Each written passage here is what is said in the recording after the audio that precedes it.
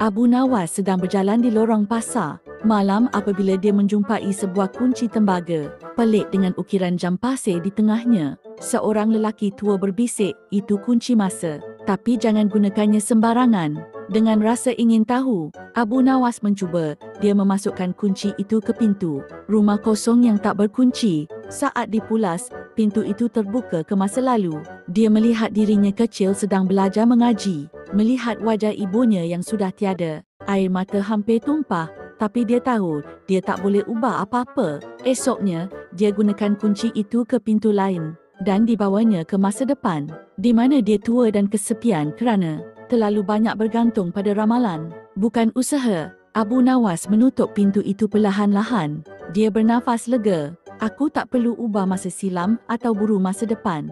Cukup aku hidup hari ini dengan bijaksana." Dan sejak itu, kunci itu digantung di lehernya bukan sebagai alat ajaib, tapi sebagai pengingat. Masa paling berharga ialah sekarang.